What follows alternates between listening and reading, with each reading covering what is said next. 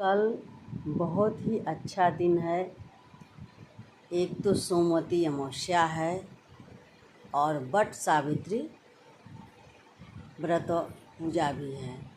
तो बहुत सी औरतें ये बरगद के पेड़ की टहनियों को तोड़ के पूजा करती हैं। ऐसा नहीं करना चाहिए। वट और पीपल यही दो वृक्ष बहुत ही मजबूत होते हैं, तो उस वृक्ष के नीचे जाइए और पूजा पाठ करिए जैसे सावित्री ने किया था, तो अमर सुहाग होता है। इसी पे मैं एक कहानी सुनाने जा रही हूँ। उम्मीद है सबको पसंद आए। कहानी है, एक बार मेरे प्रभु नारायण करते हुए नारद जी पृथ्वी लोक पे विचरण कर रहे थे। विचरण करते हुए एक मोची ने उनसे एक सवाल किया। कहा कि मुझे कोई ऐसा उपाय बताइए जिससे मुझे भगवान मिल जाए। क्या अच्छा, ठीक है, तो मैं भगवान से पूछ के बताऊंगा।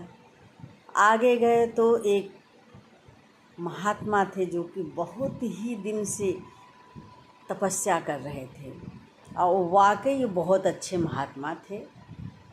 तो उन्होंने कहा कि अरे नारद जी, आप मिल गए, बहुत अच्छी बात है। ज़रा मुझे बताइए कि भगवान कहाँ मिलेंगे, कैसे मिलेंगे। तो नारद जी ने कहा कि अरे भाई, इस सवाल का जवाब देना है और दो लोगों ने सवाल किया, तो ठीक है, मैं पूछ के बताता हूँ।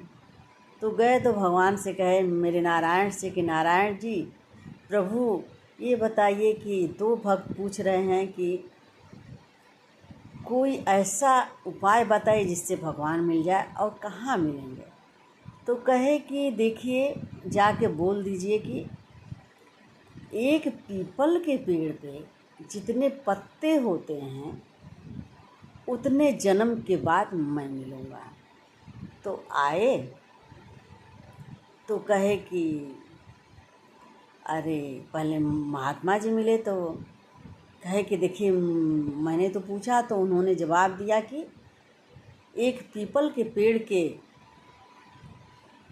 गिन लीजिए, जितने पत्ते होते हैं उतने जन्म लेने के बाद मैं मिलूँगा। कहे वो ये बात है। अब तो महात्मा जो है कि बहुत दुखी हो गए और यही सवाल उन्होंने मोची से भी किया। महात्मा दुखी हो गए, अपना पूजा पाठ छोड़ दिए और भगवान को कोसने लगे। कहे इतना जन्म मैं जब लूँगा तब तो मिलेंगे, मुझे क्या पता कितना जन्म में कौन सा जन्म पाऊँगा, क्या पाऊँगा, मुझे कुछ भी नहीं पता है। फिर वो पूजा पाठ सब छोड़ दिया और मोची जो है ये इतना खुश हो गया, कहा कि इतने जितने पत्ते हैं उतने जन्म के बाद मुझे भगवान मिलेंगे। वो हो, इससे बढ़िया बात क्या है। फिर मोची उस पेड़ पे, पीपल के पेड़ पे चढ़ने लगा, उतरने लगा, चढ़ने लगा, उतरने लगा, चढ़ने लगा, उतरने लगा।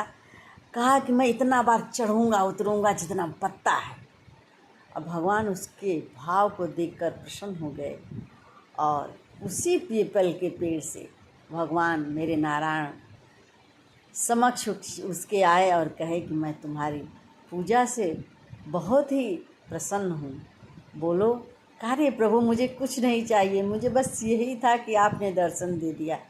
अब मुनि ने कहा कि मैं तो इतना पूजा पाठ किया, मुझे तो भगवान ने दर्शन नहीं दिया।